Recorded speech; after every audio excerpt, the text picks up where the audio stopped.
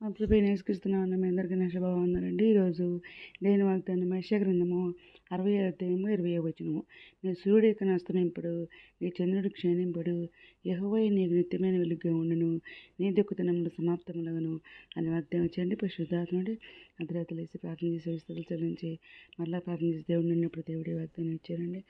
నేను చూడండి ఇక్కడ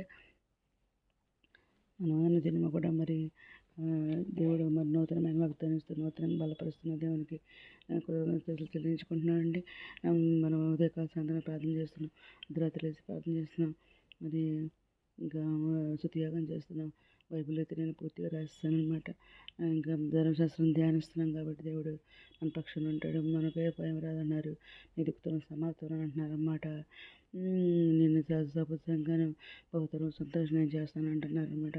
ఏమైనా నీకు నీ రక్షణ నీవు బహు పరాక్రమం గల యాకోబు దేవుడు నాకు నీ విమోచకుడని నీకు తెలియబడినట్లు నీవు జనముల పాలు పిడిచి రాజుల చండి పాలు త్రాగదామంటున్నారు.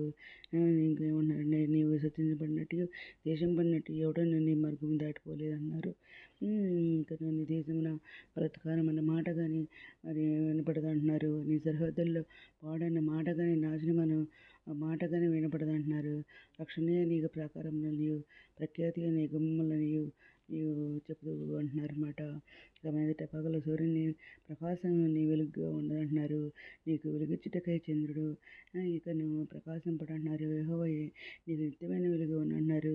నీ దేవుడు నీకు పోషణముగా ఉంటారు అంటున్నారు అన్నమాట. జనులందరూ కూడా నీతిమంతులైందురు అంటున్నారు. నన్ను నేను మహింపరుచుకున్నట్లు నేను నాటిన కొమ్మగాను నేను చేసిన పనిగాను ఉండి దేశమును శాస్త్రంగా స్వతంత్రించుకుందరు అని అంటున్నారు అన్నమాట. వారిలో ఒంటరి వాడు 1000 మంది అంటున్నారు. ఎన్నికలేని వారు బలమైన జనము అంటున్నారు. ఏమనగా నేను తగిన కాలమున ఈ కార్యమును తలపెట్టుచున్నాను అంటున్నారు అన్నమాట. నీ పెద్ద భాషలు కూర్చోవస్తా అంటున్నారు. ఇంకా ఎందుకంటే భయం మన దేవుడు ఎంత మంచి వాగ్దానం ఇచ్చినందుకు. ఎందుకంటే జనముల సూర్యుడు ఇంకా పెంచడం అన్నాడు, చంద్రుడు ఇంకా క్షీణించడం అన్నారు. నేనే నిత్య వెలుగు ఉంటానన్నారు అన్నమాట. దేవుడైన ప్రభు వారు ప్రకాశిస్తా అన్నారు. వారి రాజ్యం చేస్తారన్నారు. నేను నిత్యం నడిపిస్తా అన్నారు. శ్రమకాలం నేను తొత్తువచ్చి నియమకాలు బలపరుస్తా అన్నారు. నువ్వు నీరు కట్టిన తోట వల్ల ఇప్పుడు నీటి ఓట వల్ల ఉంటావు అన్నారు. నీవు ఎందు ఆనందిస్తూ ఉన్నారు. దేశం కొన్న స్థలం మీద నేను పెడతానని అంటున్నారు అన్నమాట. భయపడద్దు అంటున్నారు. ఇది ఏబడిగా నేను నా వల్ల దొరుకును అన్నారు అన్నమాట.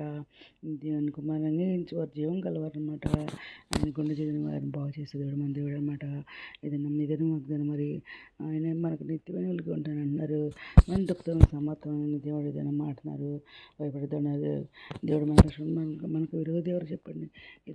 ఏదైనా వాగ్దానం ముందే చేస్తున్నారని కోరుకుంటూ ఈరోజు మనం ప్రార్థన చేసుకుందాం. మోహనద్ర సరస్వతి మందిర ఘనమైన నామని కలిస్తూస్తున్నారు తండ్రి. ఎంతమైతే ప్రపంచం ప్రతి ఒక్క బిడ్డని పేరు పేరు నియమం చేసుకోండి. ఆయన ప్రతి ఒక్క డాక్టర్లు తెచ్చిన కోరికలు తెచ్చుంచండి. బిడ్డలు మంచి అరిగిపోయింది దయచేయాలి దేవండి. నిరుద్యోగులు దిగాలు దయచేయండి. ఆర్థిక ప్రశ్నలు ఆర్థిక సాయం తెచ్చండి. అనారోగ్యం స్వస్పర్శనలు వేదన దుఃఖం వాదించిన వారిని అవుతుంది. రక్షణ తెచ్చండి. ఇతరులని మీరు ఇష్టం మీద చదువుకుంటే ప్రపంచం నేత ప్రభుత్వం భాగం తెచ్చమని మా ప్రభు పీరేశ్వరుని యేసుక్రీస్తు పరిశుద్ధమైన నామమున అడిగి వేడుకొని ప్రార్థిస్తున్నాం తండ్రి. ఆమె ప్రభు సేవలో మీ సహోదరి దిన ప్రార్థనలో మా కుటుంబాన్ని కూడా జ్ఞాపకం చేసుకోమని వేడుకుంటున్నాం. మనం చేసుకుంటున్నానండి. ప్రభు సేవలో మీ సహోదరి. God bless you all.